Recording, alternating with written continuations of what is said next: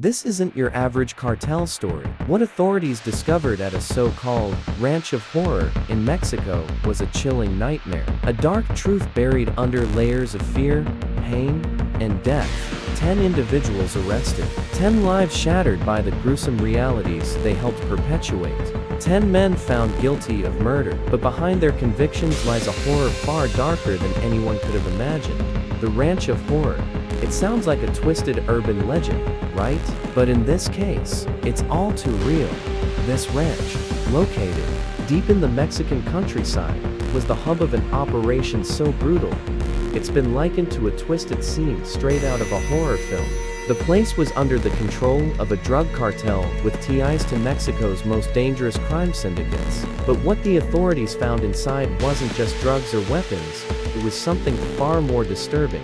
The ranch had served as the location for cartel members to torture, kill, and dispose of victims, those who had outlived their usefulness or dared to cross the cartel. When we arrived, the place was chilling. There were bloodstains everywhere, signs of desperate struggles. The walls, they told a story. It wasn't just a cartel hideout, it was a slaughterhouse. The story of the Ranch of Horror didn't start with the horrifying discovery. It began long before, deep in the heart of Mexico's dangerous underworld. The authorities had been tracking the cartel's movements for months, slowly piecing together a network of violence, fear, and destruction. Their target was clear: take down the cartel controlling this isolated ranch, and with it, dismantle a part of the drug empire that had caused untold suffering. But getting to this point wasn't easy. Cartels don't operate in the open, and they certainly don't make it easy for anyone to dig up their secrets. Every step of the investigation was met with resistance. Whether it was from local law enforcement, too terrified to get involved, or the cartel's own tactics, bribing officials, threatening witnesses, and keeping a tight grip on the area around the ranch. But despite all that, the cracks were starting to show. Authorities got their first break when an informant, an ex-cartel member who had managed to escape the cartel's iron-fisted control, came forward. The whistleblower's information was chilling. He claimed the ranch wasn't just a place for hiding drugs or weapons, it was a death camp. A place where people were sent to disappear. But it wasn't until investigators started tracking shipments and gathering intel that they realized the scale of the operation. It was clear that this wasn't just about drugs anymore. It was about control. The ranch was ground zero for cartel-enforced terror, and it was well hidden behind layers of silence and fear. The police launched an undercover operation. Officers worked in the shadows, gathering intel on the day-to-day operations of the ranch. They had eyes on the ground, listening in on cartel phone calls, observing workers coming and going, even going so far as to tap into encrypted communications. The more they learned, the more the ranch's sinister purpose became undeniable. Then came the breakthrough. An anonymous tip led law enforcement to a local criminal organization who had ties with the cartel. These low-level criminals weren't the cartel's biggest concern, but they knew enough to provide vital information about what was really happening at the ranch. Word got out that people who crossed the cartel, or even just got caught in the wrong place at the wrong time, were being dragged to the ranch for punishment. Some never returned. The tension in the investigation mounted as authorities prepared for a raid. They knew this wasn't going to be a typical drug bust. This was a cartel stronghold, and the people inside were ruthless. The authorities had to be quick, precise, and ready for anything. But they weren't just dealing with drugs here. They were confronting a brutal system of violence that had no mercy. On the day of the raid, special forces stormed the ranch. The team moved in fast, taking control of the property before the cartel members had a chance to react. They found it exactly as they had feared: blood-stained floors, signs of torture, and rooms filled with haunting remnants of the cartel's cruelty. And then, they found the 10 men sitting in plain sight, like they knew their time had come. These were the men responsible for the hellish operations, and as they were cuffed and taken away, one thing was certain: the cartel's reign of terror at the ranch had come to an end. But even in the face of this victory, law enforcement knew the battle wasn't over. This was just one part of a much larger criminal network that had been silently poisoning Mexico for years. The Ranch of Horror. The cartel's methods of control were as brutal as they were systematic. The ranch wasn't just a hideout for criminals, it was a place where lives were destroyed, erased from existence with terrifying efficiency. The victims, mostly low-level cartel members and civilians caught in the crossfire, were often sentenced to death with little more than a glance or a whisper. The murders at the ranch weren't quick executions. They were drawn out, painful affairs meant to instill fear in anyone who might consider betraying or crossing the cartel. Torture was common. Victims were shackled, beaten, and psychologically broken before the final blow was struck. These weren't just random killings. Each death had a purpose, whether it was punishment for a failed mission, a betrayal, or even a simple act of defiance. Witnesses later described horrific scenes. Some victims were forced to kneel in front of their killers, begging for mercy that was never granted. Others were found in makeshift graves, their bodies dismembered or burned beyond recognition. The cartel's strategy was clear: leave no trace, make sure the victims couldn't be identified, and instill terror in those who might still be loyal. It wasn't just cartel members who suffered. Many of the ranch's victims were innocent people caught in the crossfire of the cartel's dealings, neighbors who got too curious, workers who accidentally stumbled upon something they shouldn't have. Local residents reported hearing screams at night, the sound of violence echoing across the ranch, but they were too afraid to speak up. The authorities believe that the true number of victims may never be fully known. For every body discovered, there were countless more lost in the shadows of the cartel's reign. What happened at that ranch is a testament to the lengths to which these cartels will go to maintain power and control. Once the 10 men were arrested and brought to trial, the world watched closely. The charges were damning: multiple counts of murder, torture, and kidnapping.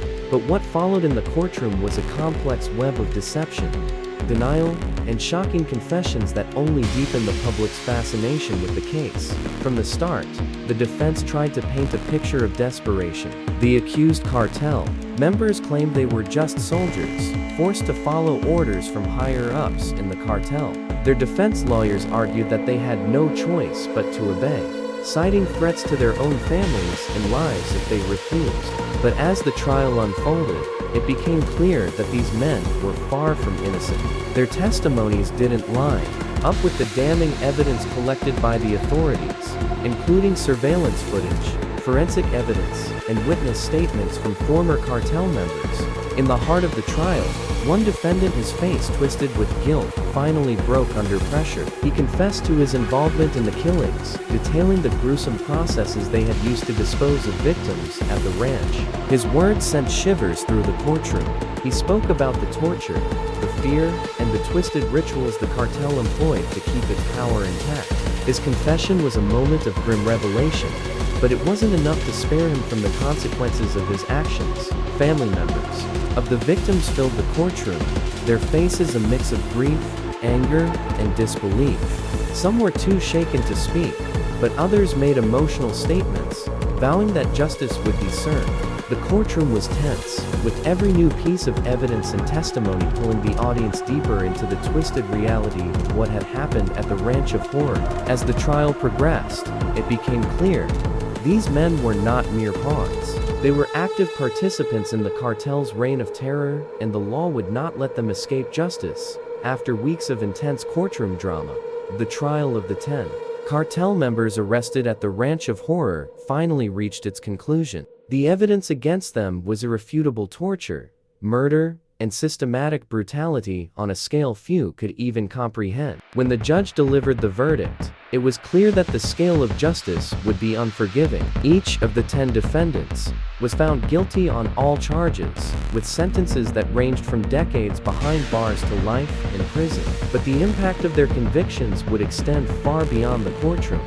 For the families of the victims, the guilty verdicts were a bittersweet moment. While no sentence could bring back their loved ones or undo the horror they had endured, there was a sense of closure. After years of silence, the truth had been exposed. These men, once believed to be untouchable, were now facing the consequences of their monstrous actions. But justice, as much as it was a victory, could not undo the damage done to the victims' families. It's been a long road, but hearing the guilty verdicts, it's a small comfort. We may never get our loved ones back, but at least we know these men will never hurt anyone else.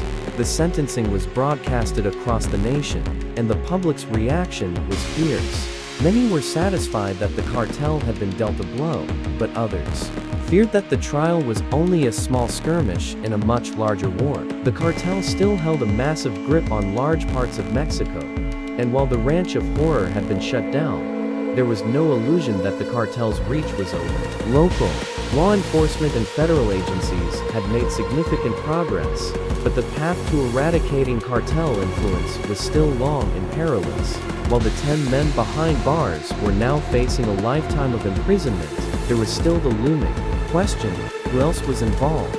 The investigation into the Ranch of Horror was far from over. The authorities began to dig deeper, sifting through the cartel's network to identify other individuals and organizations complicit in the violence and trafficking operations. They knew that this was just one part of a much larger criminal enterprise. But every cartel member taken down, every secret exposed, was a victory against the system of terror that had taken root. The Ranch of Horror, once a place of unimaginable cruelty, became a symbol of the ongoing battle between law enforcement and the drug cartels.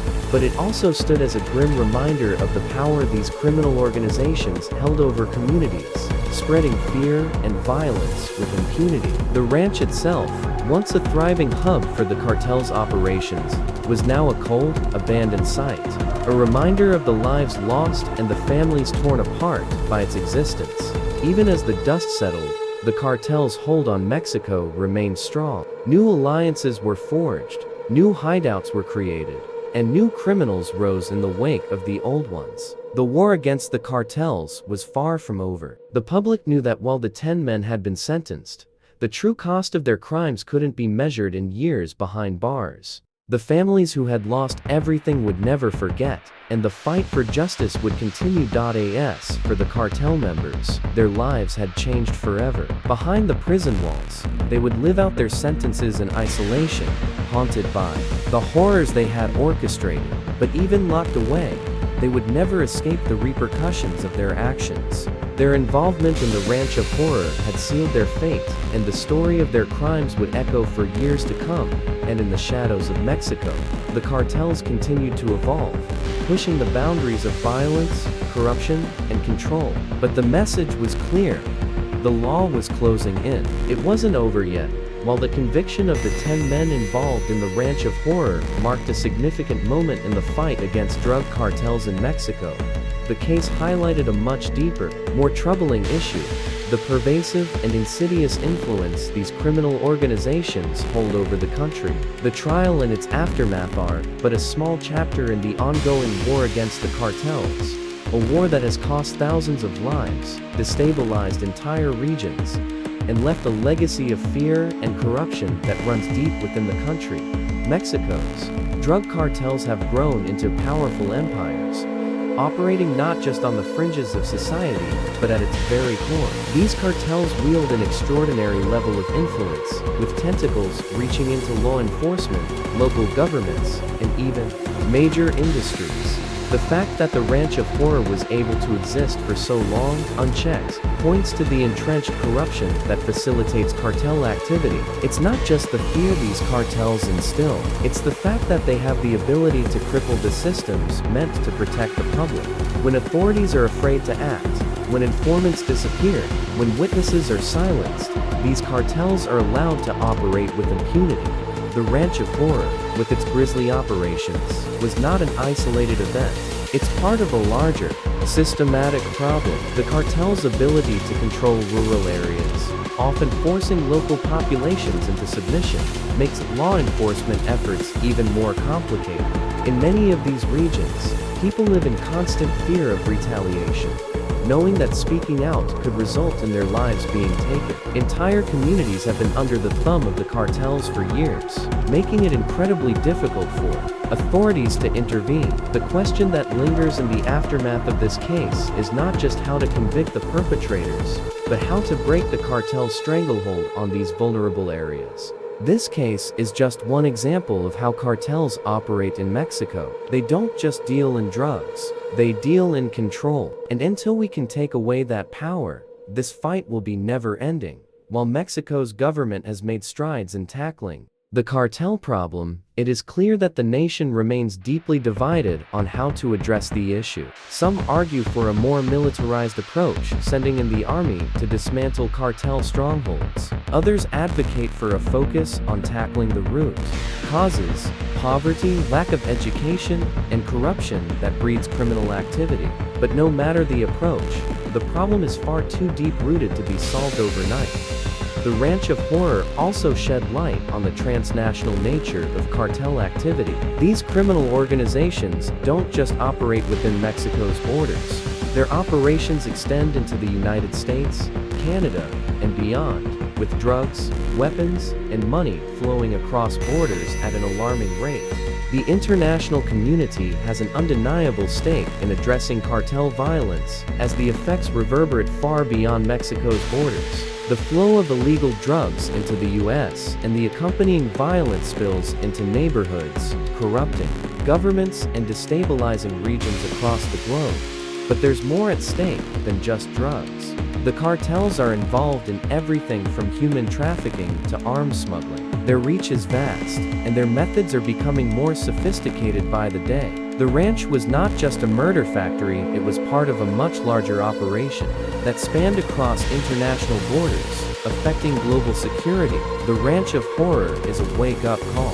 While the justice system was able to make a rare dent in the cartel's operations, the broader implications of this case are far-reaching. Until systemic corruption, economic disparity, and the global drug trade are addressed in a meaningful way, the fight against the cartels will continue to feel like an uphill battle. The Ranch of Horror may be shut down, but its legacy serves as a chilling reminder of the enduring power of these criminal organizations and the long road ahead for Mexico and the world in tackling cartel violence. As the nation struggles to heal from the trauma, the question remains: will Mexico's government, alongside its international partners, be able to take back control from the cartels and restore peace to the millions living in fear? Or will this just be another chapter in an unending war against the forces of darkness that have plagued this country for far too long? The battle is far from over. The case may be over for now, but the dark story of Mexico's drug cartels is far from finished. The Ranch of Horror was just the tip of the iceberg. What will authorities uncover next? How many more lives are being destroyed in the shadows of these drug lords? And if you think this case is chilling, just wait until you hear what we've got lined up next. Please don't forget to subscribe, like, share, and drop comment below.